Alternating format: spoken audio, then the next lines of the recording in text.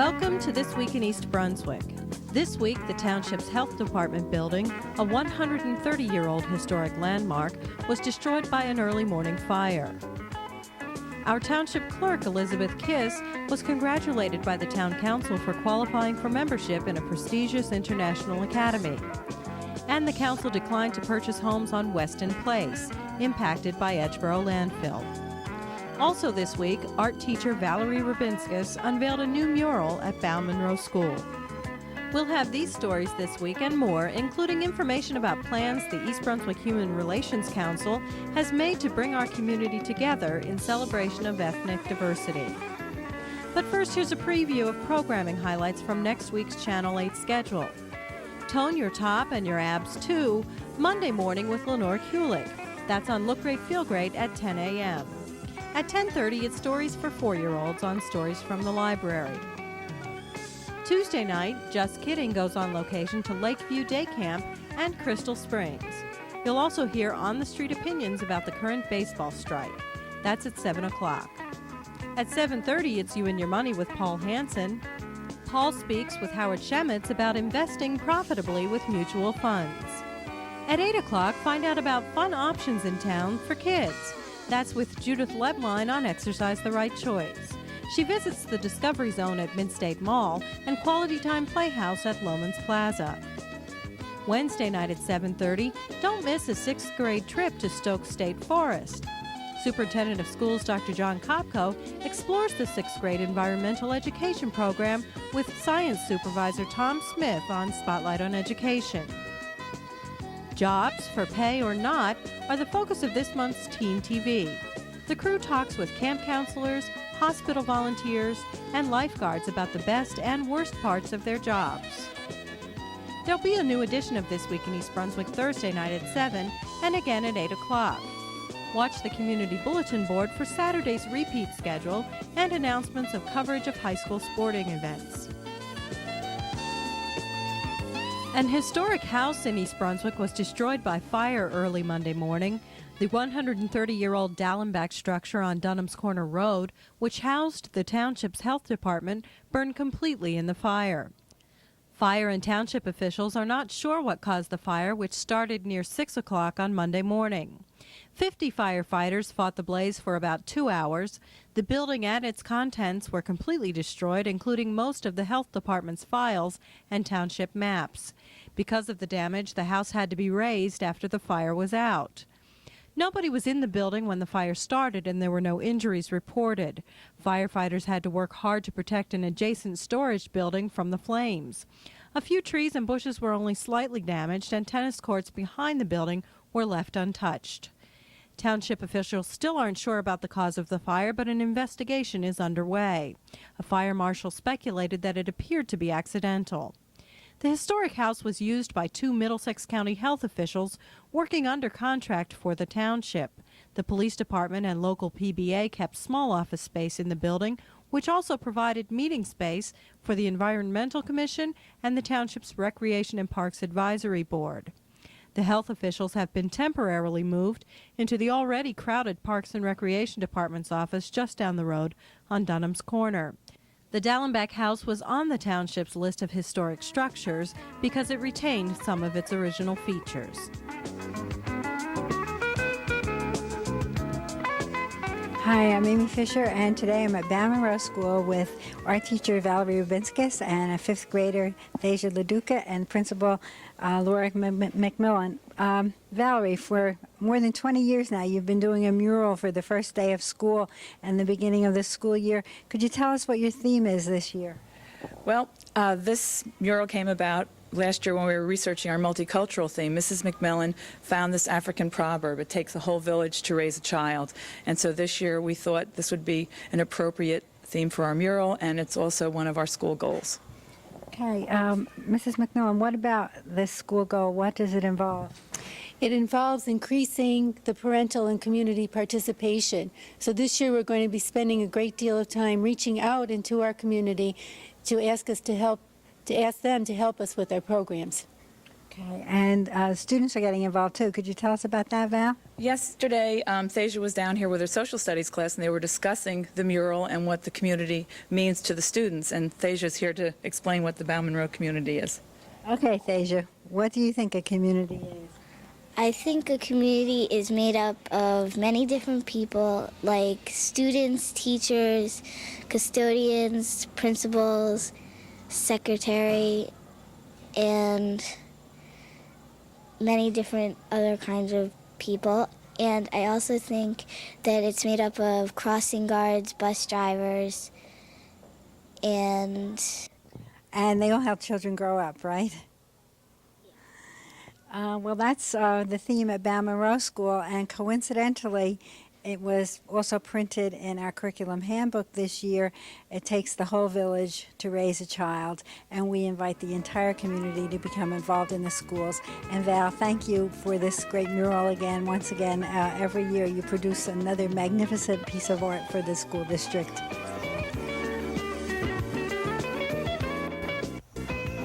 Hi, my name is Bharat Choksi. And I'm Rebecca Brenowitz, and we're members of the East Brunswick Human Relations Council. We are planning a special event on Sunday, October 2nd from 12 noon to 5 p.m. The event will be held on the grounds of East Brunswick High School. The event is called Our Community is Fair, and it is sponsored by the East Brunswick Human Relations Council and various community organizations. There will be 3 areas of attraction: entertainment, American and ethnic foods, and arts and crafts from many vendors. The free entertainment will include Korean dancers, folk dances from India, Middle Eastern and Israeli dancers, Native American dances, as well as African cultural music. On the food side, we will have exotic and American foods like tandoori chicken, shish kebab, falafel, samosa, gyro, kebab, fried wonton, bulgogi, pierogies, egg rolls, dumplings, Italian ice, and traditional American food like chicken wings, burgers, and hot dogs. On arts and crafts side, more than 25 vendors will exhibit children's clothes and toys, Christmas ornaments, Judaica and Hanukkah art pieces, wooden ceramic carvings, African arts, porcelain, t-shirts, and jewelry. A local karate school will demonstrate their art. We will also have our all-time favorite clown, puddings. The event will be held indoors if it rains. Let me remind you that a major role of the Human Relations Council is to help people appreciate and understand the benefits of diverse cultures. So please block out Sunday, October 2nd on your calendars. We hope to see you at the high school.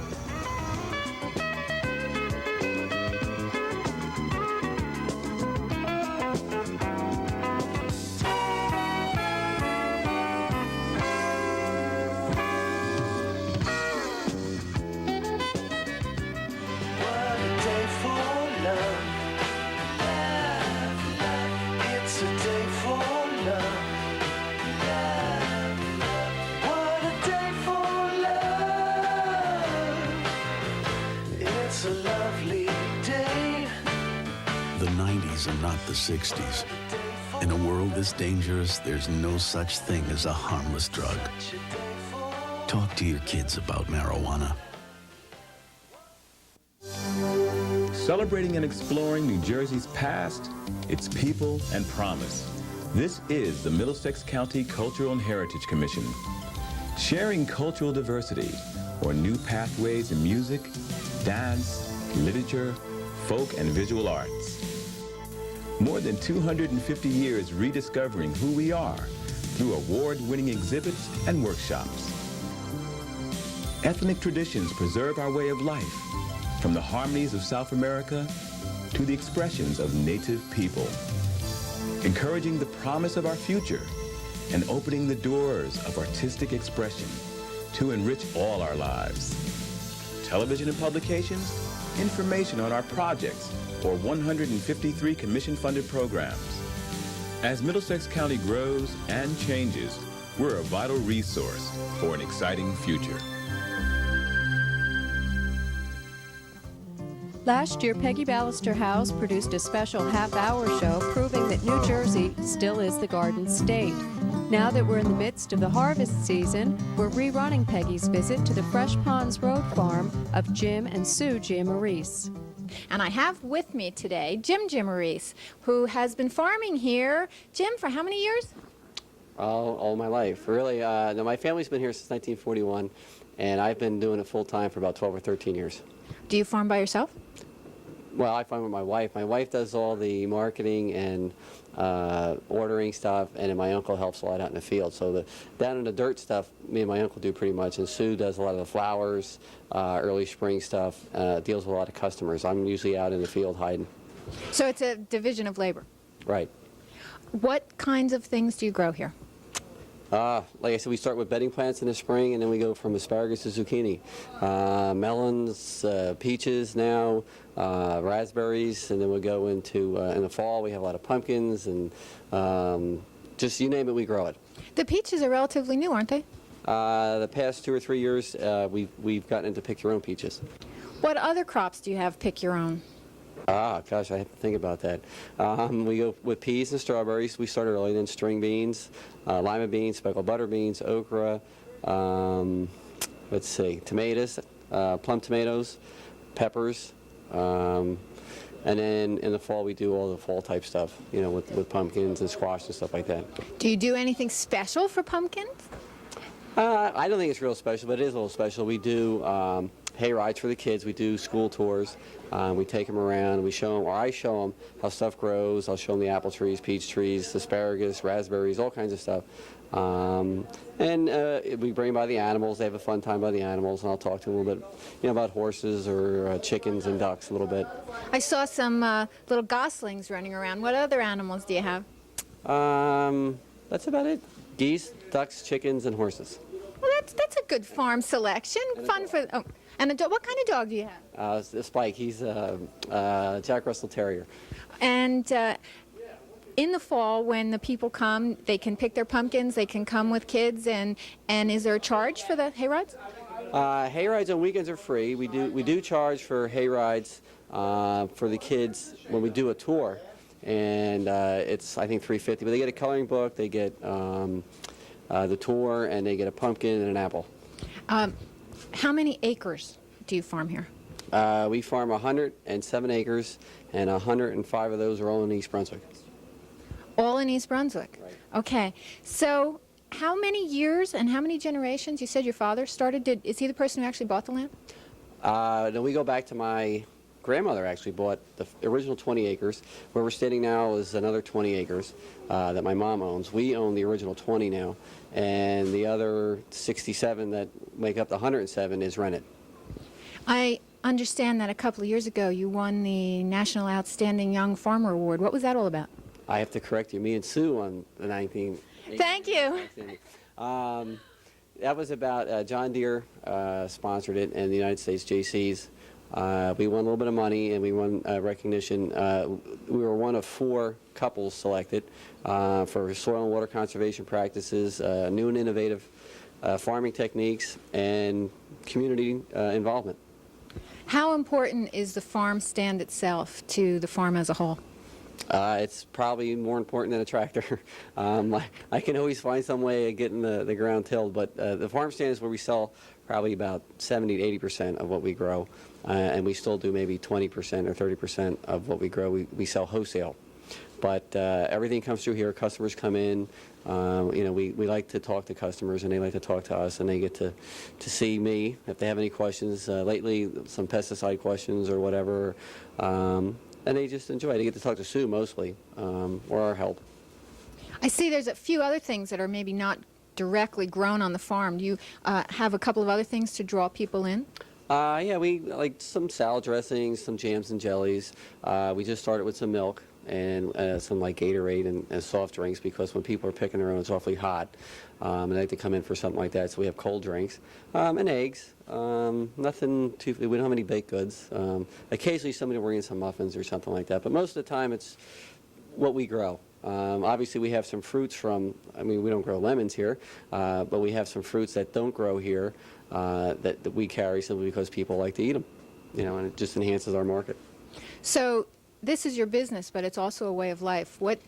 How important do you think it is to the community to maintain this and to support farm markets and farmers as not only as an industry, but as a way of life? Yeah, for me it is a way of life, and for a lot of farmers it is, and more farmers are having a hard time economically. The wholesale price, we've learned about 10 or 15 years ago, my dad was still alive, we slowly started to progress into direct marketing, and that was the only way we could keep going. If we were still doing the wholesale, we probably would not be here now. Prices are so low and it's very competitive, and everything is based on production. And we have good production, but we just don't, when weather goes off a little bit, we're not only competing amongst local farmers, we're competing with California.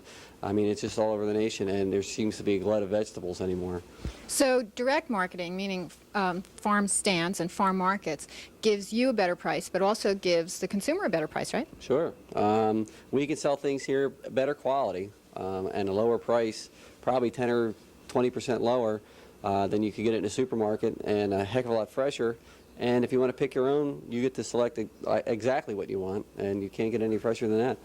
So farm markets offer you a better opportunity to make a little extra money on all the work, and offers the consumer a way of saving a few bucks, and helps support farms, so it keeps them in the community. So it sounds like it's a win-win situation. Oh, definitely. And I think they enjoy it. When they come out to pick their own, they enjoy the open space. A lot of people come in and say, hey, they can't wait for us to open, or, it's nice that it's the way it is. We have to remind them that it's not a city park. They don't think, they don't get carried away with stuff. But most people respect what we do and enjoy the crops. At Monday night's Township Council meeting, the council recognized Municipal Clerk Elizabeth Kiss for her membership in the International Institute of Municipal Clerks. First, I would like to say, before I read the resolution, as a council president now for 9 months, and Dave has had the experience for the past 2 years, and we've been very close, we all appreciate all the hard work that you do and courses that you take to keep us better informed of what's going on in government, because you make our job a lot easier, and we really appreciate it. And this resolution is a recognition of all the hard work and courses that you required to take, and that I think you really do enjoy taking. Yeah.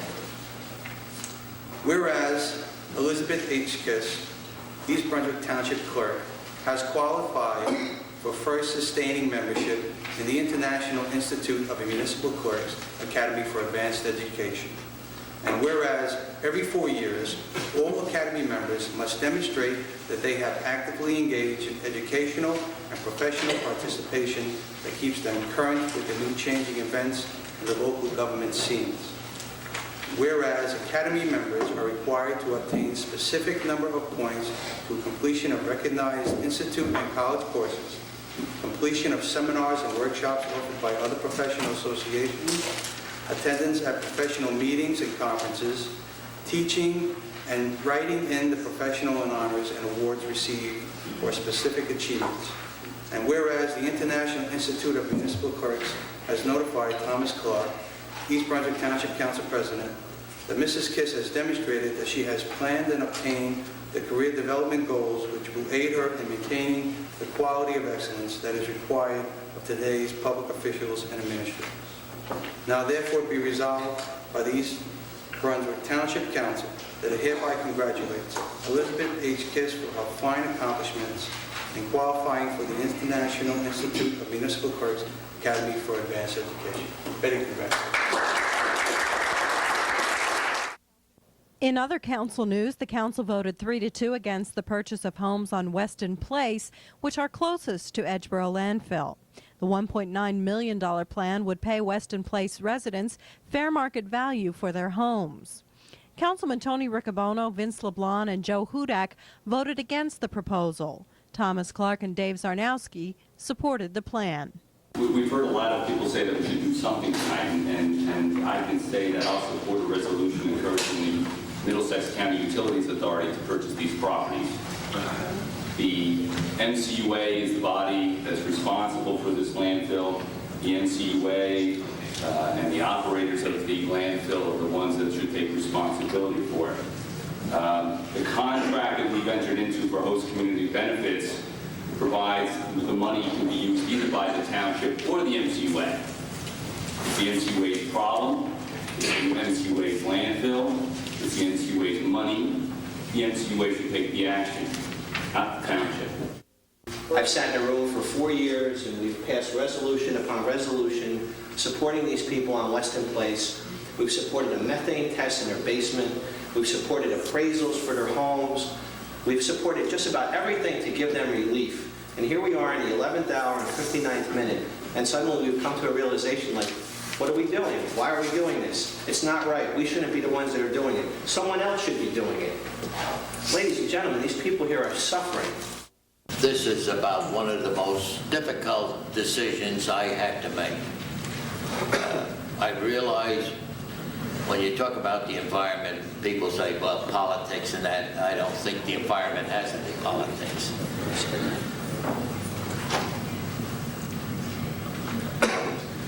I want those people to be out of there.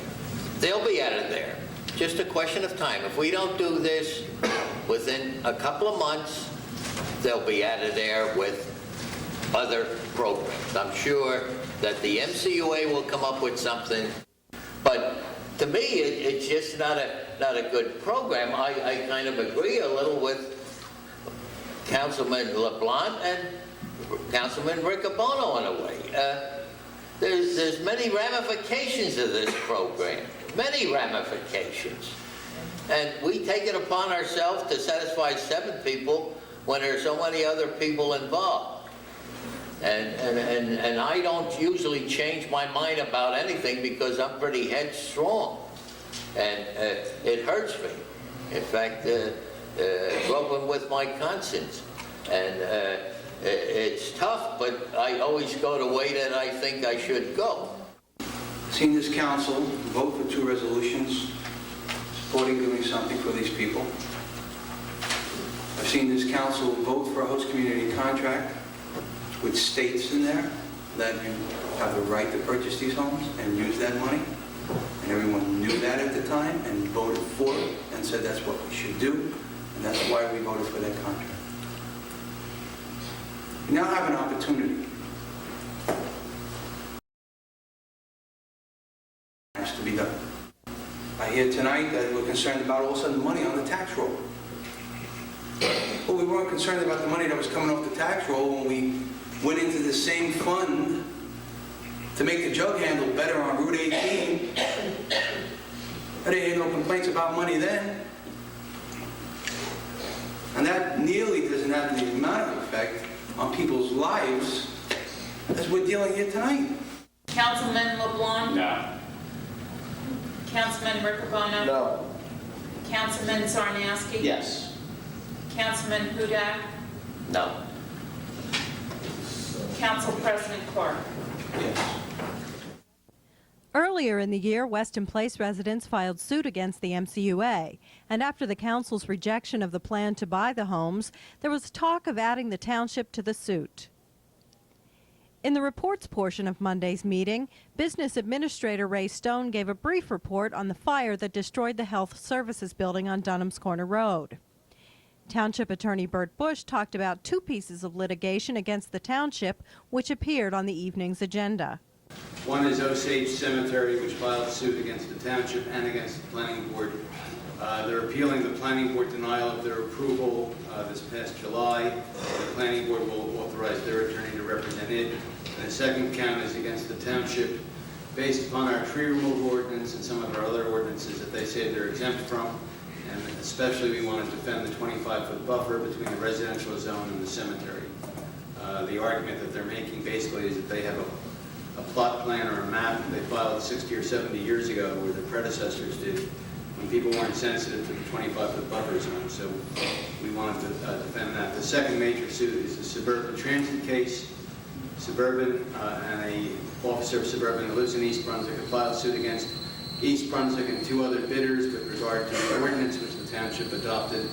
As members of the council know, they have not awarded a bid to anyone, but the ordinance has been challenged in the U.S. District Court, and we've received some papers. We will be filing papers in opposition we'll keep you informed. They're basically arguing the entire area of our ordinance has been preempted by state and federal law, and they're saying our ordinance imposes burdens upon interstate commerce, and we are saying that we're entitled to protect the riders and to look for a quality of life rather than just a quantity of money that we make. Municipal Clerk Betty Kiss talked about the upgraded public address system in the courtroom. And hopefully the public is hearing the council proceedings much better. There is a new sound system up in the ceiling of the municipal courtroom. Also, for anyone who is hearing impaired, we now have a new device where they may come forward prior to the meeting, and this will allow them to hear the council meeting directly through this hearing receiver as opposed to having to adjust their own hearing aid.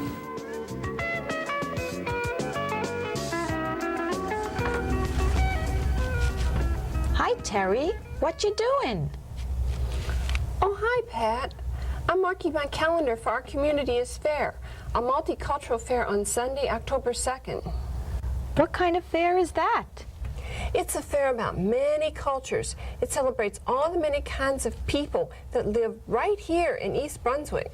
You mean like Chinese and Filipino and African American and Hungarian and... Yeah, you got the idea. It's at the East Brunswick High School. There'll be all kinds of entertainment. Like what?